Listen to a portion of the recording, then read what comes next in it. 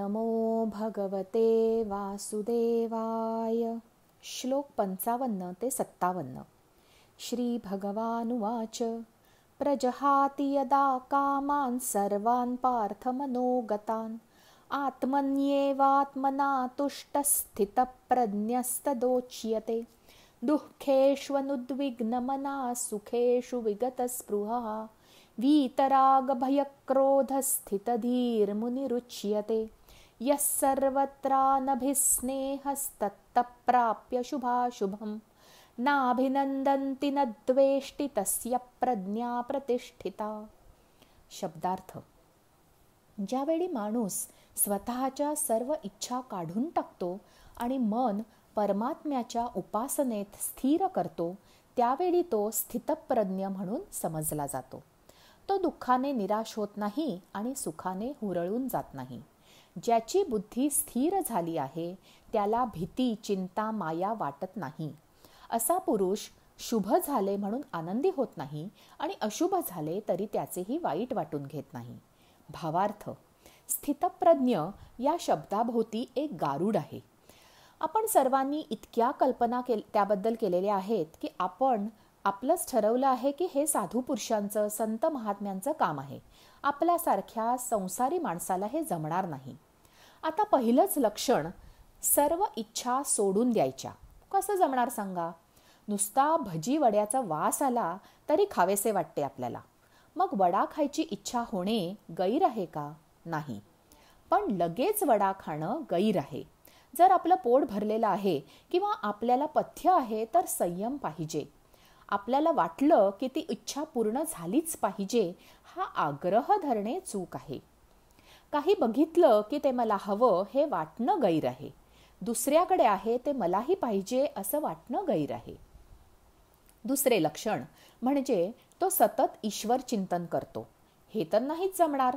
सारखे ध्यान लावून बसायला, टाळ कुटायला वेळ कोणाकडे आहे? म्हाताऱ्या आणि रिकाम्या माणसांची कामं आहेत ती असे आपल्याला वाटते. ईश्वराचे चिंतन करायचे म्हणजे आपण जे करू ते काम ईश्वराला साक्षी ठेवून करायचे. जे करतोय त्याकडे देवाचे लक्ष आहे, त्याच्या प्रेरणेने करतोय, त्याच्या कृपेने करतोय, त्याचे काम म्हणून करतोय ही भावना ठेवून करायचे. तिसरं लक्षण वीतराग. ही कल्पना वेगळी आहे. मराठीतला राग वेगळा, संस्कृतमधला राग वेगळा. संस्कृतमध्ये राग म्हणजे एखाद्या वस्तू, व्यक्तीबद्दल वाटणारा आपलेपणा, जिव्हाळा, लळा. वीतराग म्हणजे आपलं तर समजायचं, आपलेपणाने करायचंही, फक्त ही भावना ठराविक वस्तू किंवा व्यक्तीबद्दल न ठेवता सर्व गोष्टींबद्दल, सर्व वस्तूंबद्दल हवी. अर्थात हे करताना त्याबद्दल हक्क किंवा उपकाराची भावना नको. त्यात अजिबात गुंतायचे नाही. विश्वची माझे घर असे वागायचे, पण हक्क कृष्णाच्या स्वाधीन, त्या वस्तूचा आणि आपलाही. असे झाले की आपोआपच आपण अलिप्त राहायला शिकतो. चांगले झाले तरी त्यात आपलं काही आहे हे कळल्यामुळे आपण हुरळून जात नाही. तसेच वाईट झाले तरी ते आपल्या हातात नाही, यातही काही हित असेल असे वाटून दुःख करत नाही. दुःख वाटलं तर लगेच त्यातून बाहेर पडता येतं. उगाच पुढे काय होणार याची काळजी वाटत नाही. जे असेल त्यात आपण समाधानी राहायला शिकतो. देवाचे स्मरण असल्यामुळे एकाकी वाटत नाही. जे होईल ते छान असेल असे वाटते. जे आहे ते आपल्या योग्यतेपेक्षा जास्तच आहे असे वाटते. थोडक्यात आपण स्वीकार करायला शिकतो. विचार करायची पद्धत बदलते. साहजिकच आपली बुद्धी स्थिर होते. आपण कल्पना करत नाही.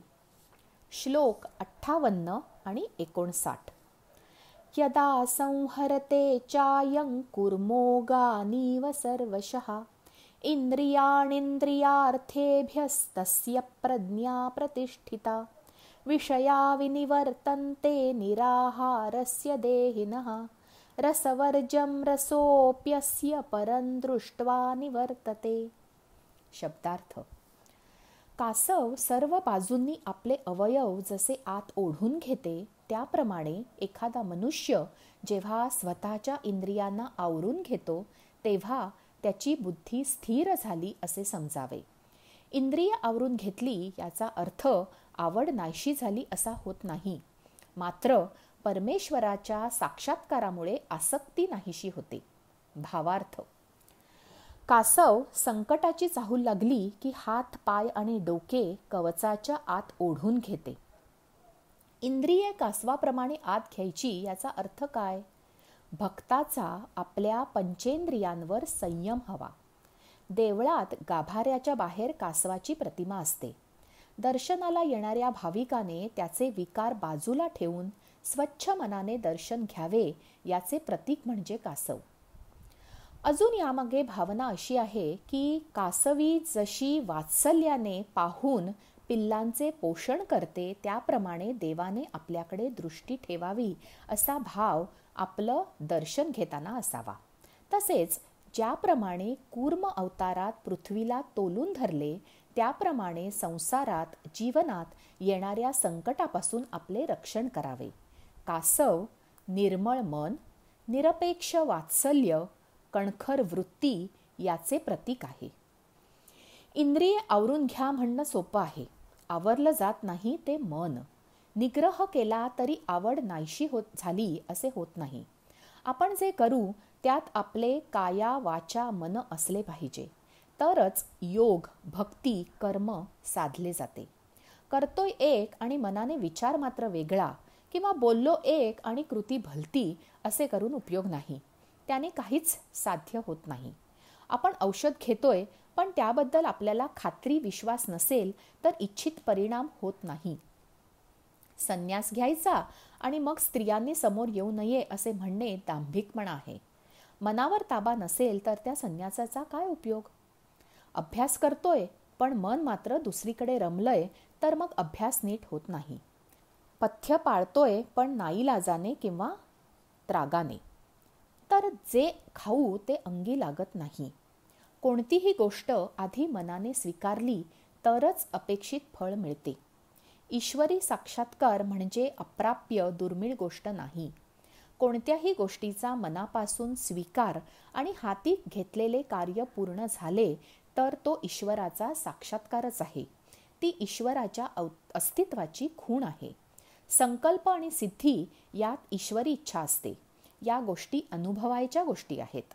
चमत्काराची वाट बघण्यापेक्षा आहे त्या गोष्टींचेही अप्रूप वाटायला हवे, आनंद वाटायला हवा.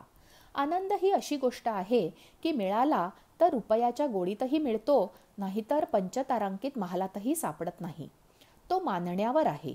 वेळेवर भूक लागणे, सुग्रास अन्न मिळणे, शांत झोप लागणे, प्रेम काळजी करणारी माणसे भोवती असणे या गोष्टी मानल्या तर चमत्कारच आहेत. सुदृढ शरीर असणे, स्वच्छ वाणी असणे, निर्मळ दृष्टी असणे, चांगली बुद्धी असणे, अंगी काहीतरी कला असणे हा मानला तर ईश्वराचा साक्षात्कारच आहे. हे समजून घेतलं तर आहे त्यात समाधान वाटते. आपल्याला जे आवश्यक आहे ते नक्की मिळेल याची खात्री पटते. जे मिळालं आहे ते आपल्यासाठी योग्य आणि उत्तम आहे हा विश्वास वाटतो. काही हवं हे वाटणं वेगळं आणि त्यातच गुंतून पडणं वेगळं.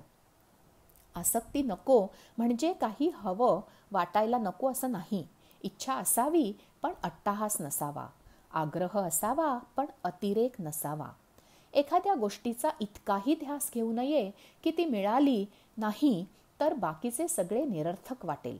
आपण भक्ती करत असू, योगाभ्यास करत असू, आपले काम करत असू, काहीही करताना त्याचे नियम पाळणं गरजेचे आहे. बोलण्यात मार्दव असणे आवश्यक आहे. वागण्याची पद्धत योग्य हवी. प्रत्येक गोष्टीत पायऱ्या आहेत. एकदम उड्या मारू नयेत. भक्ती करायला लागलो म्हणजे अचानक वैराग्य असल्यासारखे वागू नये. योग साधायला लागलो की लगेच समाधी अवस्था येत नाही. रोजचे काम करत असू तरी त्यात लगेच यश मिळत नाही. यासाठी काही काळ, कष्ट हवेत. यमनियम पाळायला हवेत. यात पहिली पायरी म्हणजे संयम. कासवाप्रमाणे आपल्या इंद्रियांवर ताबा मिळवायला हवा. जबरदस्तीने नाही, सहजपणे. असा ताबा आला की मग आपली भक्ती योग्य मार्गावर आहे असे समजायला हरकत नाही. मी म्हणजे देह नव्हे असे मानण्यापेक्षा तसे वागता यायला हवे. आजचे निरूपण इतकेच. जय श्री कृष्ण.